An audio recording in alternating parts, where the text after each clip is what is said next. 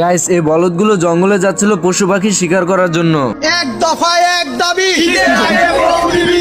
এক দফায় এক দাবি, শীতের আগে বউ দিবি। আল্লাহ কয় কি? এই গাড়ি স্টার্ট কর।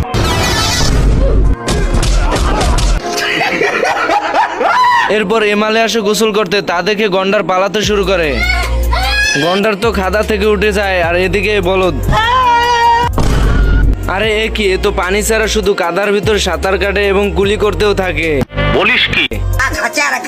এরপর গোসল করা শেষ হলে বলদ চলে যায় অস্ত্র ভান্ডার ঘরে অস্ত্র নিয়ে পাখি শিকার করার জন্য।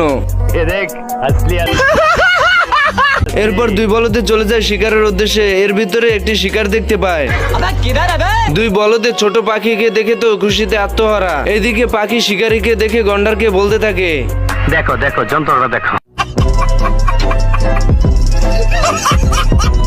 গাইস, এ হলো ডক্টর জটকার মতন বড় এক সায়েন্টিস্ট। তো এই জোনাকি পোকা মাকড়সার জালে আটকে পড়ে। এইদিকে মাকড়সা জোনাকি পোকাকে দেখে হাসতে হাসতে বলতে থাকে, আমি তোর সিলমাইরা দিমু, আমি তোর 14 গোষ্ঠীর সিলমাইরা দিমু। আমার চ্যাটার বাল হাত হালা।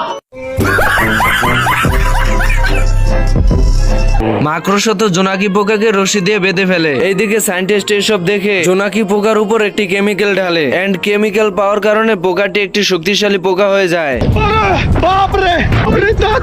পোকাটি তো শক্তিশালী হয়ে মাকড়সার কাছে চলে যায় প্রতিশোধ নেওয়ার জন্য।